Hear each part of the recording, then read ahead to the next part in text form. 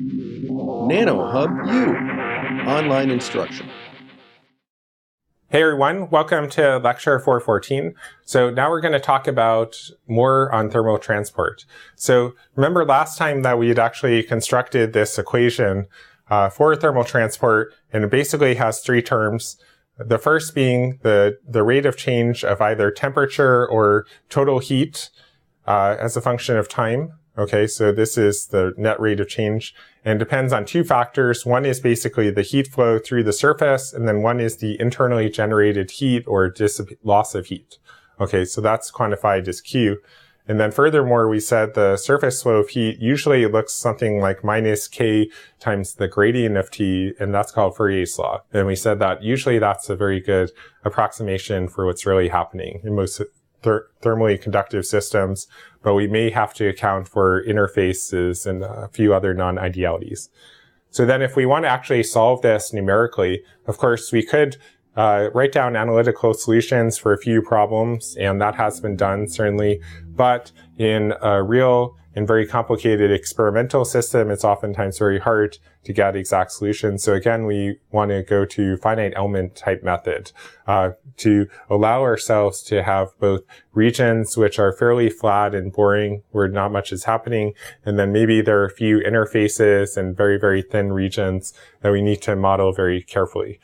And so we're going to try to basically write down a residual which will kind of track the error in our solution. And then we're going to try to use the Galerkin method, where we would multiply this residual times eta and integrate it over volume.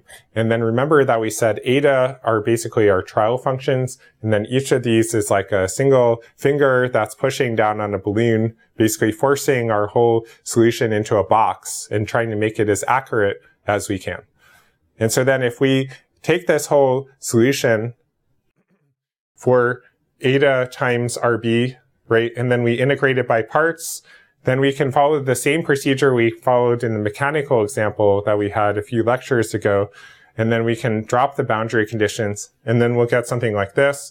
And so you can see basically that there's first of all this part here, which is the same basically as what we had up here, but then we have one of the gradients has been transferred into the trial function, and then we've removed one of the gradients from this term for the surface flux, and then we haven't really changed anything here because this was just given as a scalar for the time being. And so this overall equation is slightly non-trivial just because we have this derivative in eta. Now, if we assume that eta is n sub I, okay, so that's like our trial function. And then we assume that we can write down the temperature as a sum of the trial functions times some weightings. Okay, so that's basically this expression here. Then you can see what you get substituting into our original equation from the last slide becomes something like this. So we have a surface integral of the convolution of Ni and Nv over the surface times dTi dt. And then we have the surface integral of the gradient of Nj times k times the gradient of Ni ds. And then we have this term here. Okay, so we can actually represent these terms in parentheses as matrices. Okay.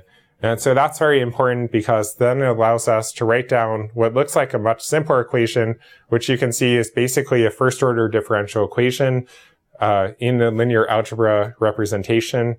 And so Cji is just our first matrix for the coefficients, okay, of the basis, and then Kji is a second matrix for our coefficients, which includes the gradient of Nj and gradient of Ni, right? Whereas the first one didn't have any gradients. And then Lj is essentially like a column vector.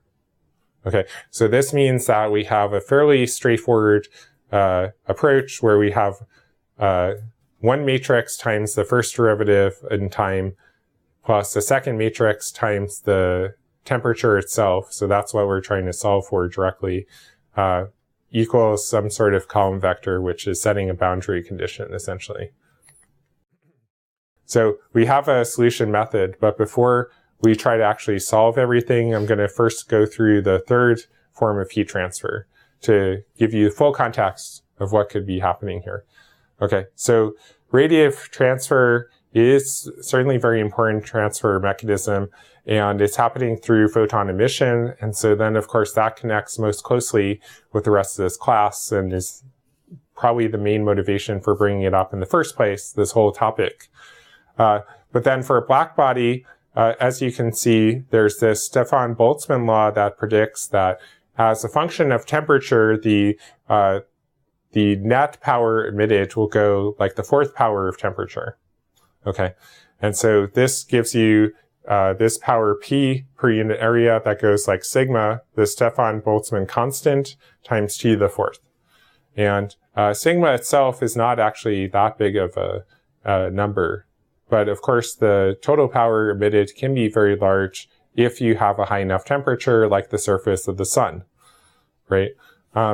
Now, if you look at the net heat transfer between two surfaces, however, then you can see that it depends actually not just on the absolute temperature, but actually on the relative temperatures all to the fourth power. Okay, so that actually tells you something very important, which is that if delta T is relatively small and the nominal temperatures themselves are also fairly low, say room temperature or so, the net heat transfer from radiative transfer would be actually modest.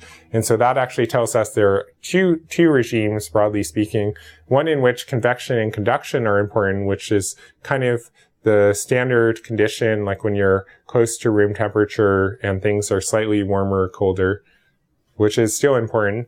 Like, you put something in the refrigerator, certainly it's being cooled primarily by convection usually, maybe a little conduction. It's not being cooled by radiative transfer. However, once you start talking about things that are as hot as an oven or hotter, then radiative transfer becomes more important. Certainly with the sun, that's the only way, actually, we can get heat from the sun to the earth, because conduction and convection just don't connect the sun to the earth at all, right? Because you have vacuum in between. Now, for real materials, the rate of radiative transfer actually also depends on the emissivity value. And so in case you're wondering, what is this emissivity? Actually, we already know how to model it because we know how to model absorption. And in thermal equilibrium, there's another Kirchhoff's law besides the one you may know from circuits that tells you that emissivity is equal to absorptivity at each individual wavelength. And so that's very important.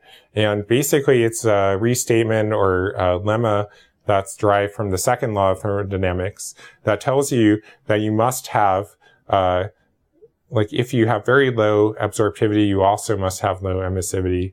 And then conversely, if you have high absorptivity, it's high emissivity. And so usually you would say that the highest emission comes from a black body. And then if you have like a cooler object, or a lower emissivity object, then it would not emit as much, but it also can't absorb as much. And so that allows you to have thermal equilibrium. And the emission spectrum usually will be written as the black body law from Planck times this extra function epsilon. Okay, so you have basically a bunch of constants here, 2 pi hc squared times emissivity epsilon divided by lambda to the fifth times this Bose function e to the hc over lambda kt minus 1. And then you can recover the black body result by setting epsilon equal to 1. And then you can also get the Stefan Boltzmann law, the sigma t to the fourth, by integrating over all wavelengths. So what are we going to do about modeling this system? So first of all, we can say that convection that we talked about first is essentially a boundary condition for all these problems. So we can combine conduction and convection right away. And like I said, usually they apply in the same regime because they depend on delta T. And then we can create a grid and solution for just conduction and convection initially. And then depending on what temperature regime we're in, then we can add the radiative transfer as kind of the final step. So that's kind of our overall strategy. And we're going to go into that in more detail in the next lecture.